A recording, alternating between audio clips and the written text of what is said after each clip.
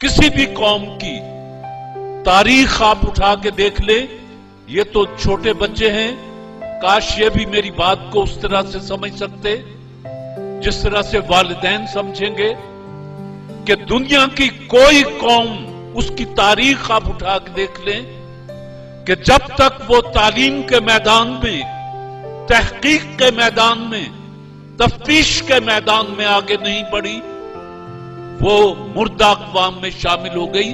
और जब मैं लफ्ज मुर्दा अक़वाम कहता हूं तो इसका मतलब ये नहीं होता कि उनके सांस की आमद और शुद्ध रुक जाती है, नहीं, वो इसी तरह के बंदे होते हैं, लेकिन वो चलते फिरते जनाजे, मुतहर्रक लाशें रह जाती हैं और वो गुलाम बन जाती हैं, चाहे माशी तौर पर चाहे वैसे।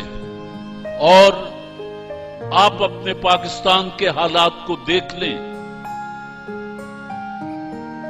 इमरानियात के तालिब इल्म ये कहते हैं कि अगर किसी मुल्क को देखना हो कि वो कितना खुशकिस्मत है तो 4 चीजें देखो कि क्या उस मुल्क के पास है। पहली बात यह है कि क्या उस मुल्क के पास समंदर है। अल्लाह के फजल व करम से पाकिस्तान के पास 1500 किलोमीटर से ज्यादा समंदर है। ये हमारा गवादर, ये जिवानी, ये बलोचिस्तान, ये कराची, ये बिन कासम, ये सारी बंदरगाहें हमारे पास समंदर है। दूसरी बात पूछते हैं, क्या उनके पास रेगिस्तान है। हमारे पास थल है, थरपारकर है, चोलिस्तान है। फिर पूछते हैं, क्या उसके पास पहाड़ हैं। दुनिया की 8 खूबसूरत तरीन चोटियों में से 6 चोटियां पाकिस्तान के पास हैं। फिर पूछते हैं, क्या उसके पास मैदान है। पाकिस्तान का 40% रकबा मैदानों पर मुहित है। रब्बे जलील ने आपको देते हुए कोई कसर नहीं छोड़ी, लेकिन आपने इसको बर्बाद करने में भी कोई कसर नहीं छोड़ी। उसने नेमतों की इंतहा कर दी, लेकिन आप उस नेमत को संभाल नहीं सके। आपने तालीम को पसे पुश्त डाल दिया। आज भी तालीम के लिए जो बजट बनते हैं उन्हें देखकर हंसी आती है। इस वक्त दुनिया में मुसलमानों की तादाद 1 अरब और 50 करोड़ के करीब है। गोया दुनिया का हर 5वां या 6ठा आदमी मुसलमान है। और इसके मुकाबले में यहूदी जो हैं वो चंद करोड़ हैं, 2 या 3 करोड़ हैं। अमेरिका में है, अफ्रीका में है, यूरोप में है, पाकिस्तान में है, या इधर उधर इसराइल में है। हम 1 करोड़, 1 अरब 50 करोड़, वो 5 करोड़। और पिछले 100 साल में 200 नोबेल प्राइज में से 180 प्राइज जो हैं वो यहूदियों के पास हैं। आपके पास सिर्फ 3 हैं।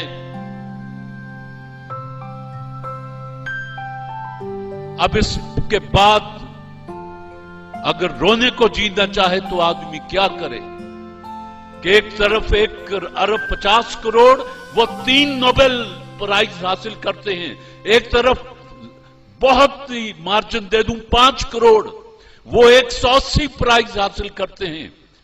मईशत उनके हाथ में। कार्ल मार्क्स कौन था? यहूदी था। ये जिसने पेंसिलिन बनाई कौन था? यहूदी था। हमारा मुस्तकबिल ये बैठा है। ये हाथ अगर मजबूत हुए, ये जहन अगर पढ़े लिखे हुए और ताकतवर हुए तो पाकिस्तान ताकतवर बनेगा। हाय हाय हाय। मजीद अमजद ने कहीं कहा कि वतन चमकते हुए कंकरों का नाम नहीं, वतन चमकते हुए कंकरों का नाम नहीं, ये तेरे जिस्म, तेरी रूह से इबारत है। और निजाम कोहना के साए में आफियत से न बैठ, निजाम कोहना तो गिरती हुई इमारत है। तो बात यह है कि हम तो गिरती हुई इमारत हैं। ये है हमारा मुस्तकबिल, इनको तालीम चाहिए। और मैं शकील साहब से गुजारिश करूंगा, मुझे एहसास हुआ कि जब बच्ची ने कुरान मजीद फुरकान हमीद का तर्जमा अंग्रेजी में किया तो मुझे एहसास हुआ कि ये इंग्लिश मीडियम है। इंग्लिश मीडियम की फीस भी ज्यादा होती है। मैं शकील साहब से गुजारिश करूंगा कि जहां आप, अल्लाह करेगा इस इदारे पर अल्लाह अपनी रहमत बरसाएगा, आपकी नीयत नेक होगी, जहां आप हजारों बच्चों को तालीम देंगे, वहां हर साल हर जमात में 5-5 बच्चों को, यतीम बच्चों को, मस्कीन बच्चों को, गरीबों के बच्चों को वही तालीम दें जो आप अमीरों के बच्चों को देते हैं, वही निसाब पढ़ाएं जो आप अमीरों के बच्चों को पढ़ाते हैं। पाकिस्तान में दुख यह है कि अमीर का बच्चा एचिसन में पढ़ता है और गरीब का बच्चा तब पढ़ के स्कूल में उर्दू मीडियम न करो की जबान, क्या करें।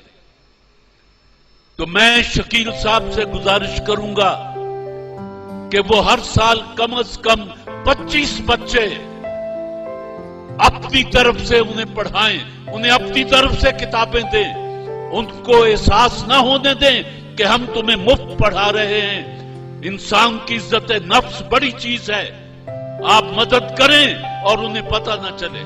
मजा तो तब है कि गिरते को थाम ले साकी, नशा पिला के गिराना तो सबको आता है।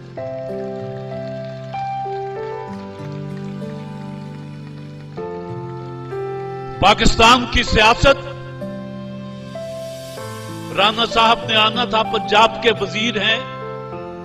ये वजीर बड़े उलझे हुए वक्त में होते हैं, कोई इधर बुला रहा है, कोई उधर बुला रहा है, इनका अपना वक्त कोई नहीं होता। मुझे एहसास है, मुझे पता है, असेंबलियों में भी जाना, उसका भी जवाब दे, उसका भी जवाब दे, आराम भी करना।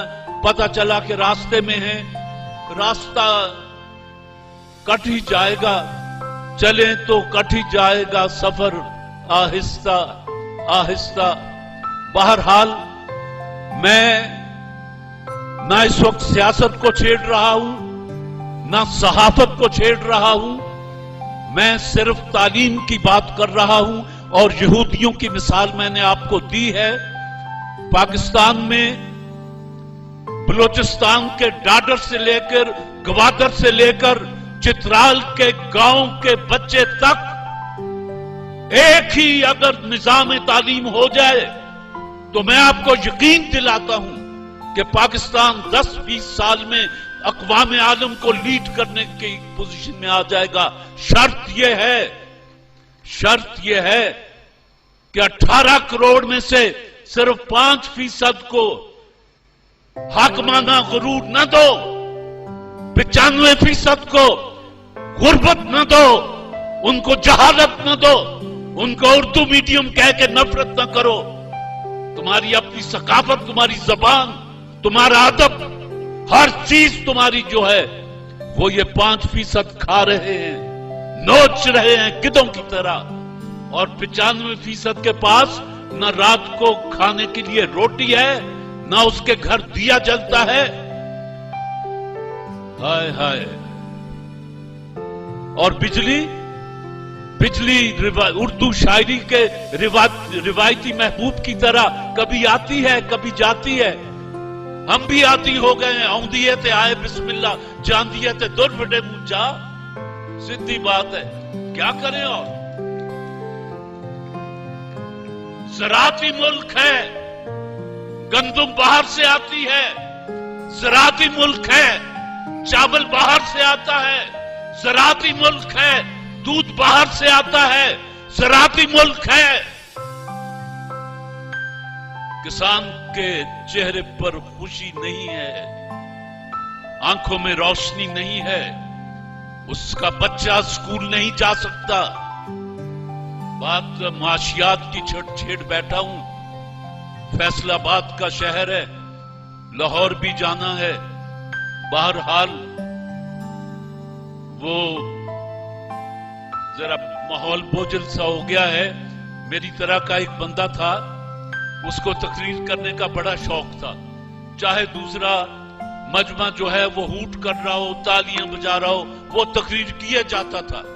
उस बेचारे की बीवी भी होती थी, वो सामने बैठी होती थी, वो बड़ी बोर होती थी। वो कहती थी तू अजीब बेवकूफ आदमी है, लोग तुझे हूट करते हैं और तू उछल उछल के तकरीरें करता रहता है। उससे कहा नहीं, लोग तो खुश होते हैं, मेरी बातों पर खुश होकर तालियां बजाते हैं, नाचते हैं। कहने लगी नहीं, वो तुझे हूट करते हैं पागल। दोनों ने सर जोड़ के दोनों बैठ गए कि क्या करें। उसने कहा कि एक बात है, मैं सामने कुर्सी पे बैठ जाया करूंगी। बीवी जो थी बेचारी किस्मत की मारी, उसने कहा तकरीरों से तूने हटना नहीं, मैं सामने बैठ जाया करूंगी। जब तू पटड़ी से उतरने लगेगा मैं यूं करके फ्लाइंग किस कर दिया करूंगी, तू समझ लेना कि तू पटड़ी से उतर गया है, तकरीर बंद कर देना। उसने कहा ये ठीक है। अब वो बैठी, ये पटड़ी से उतरा, उसने यूं करके किया, उसने तकरीर बंद कर दी। दोस्त दो तीन थे, उन्होंने कहा यार तू अजीब पागल आदमी है, तेरी बीवी खुश होके यूं करके करती है, तू तकरीर बंद कर देता है। उसने कहा ना, मैं पिंडों नहीं आया, मैनू बेवकूफ ना समझो। उसने कहा बात क्या है? कहने लगा किसके स्पेलिंग क्या होते हैं? KISS। उसने कहा क्या बनता है अंग्रेजी में? कीप